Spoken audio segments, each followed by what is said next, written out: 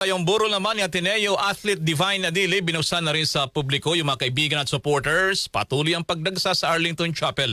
Detalye mula kay Radyoman Mike Goyagoy. Mike. RMN Live Report.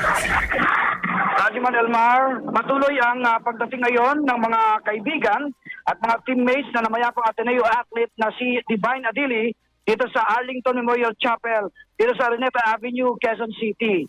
Si Adili ay kasama ni Rene Baterbonia na nalunod sa isang team building activity sa Dipocalaw, Aurora.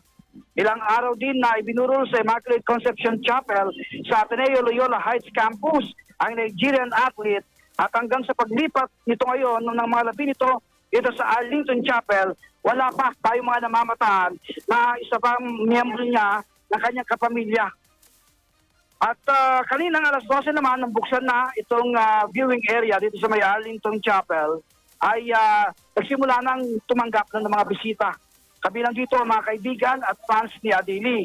Kabilang sa mga dumating dito kanina ay ang dating NCAA Most Valuable Player at Standout Nigerian Basketball Player ng University of Perpetual Health na si Prince Eze. Ayon dito kay Prince, posible umano na ang tatay ni Adili ang dumating sa bansa. May inaayos lamang umunong ilang mga dokumento para makapunta rito sa Pilipinas ang kanyang tatay. Hindi naman malinaw kung kailan makararating itong tatay ni Adili.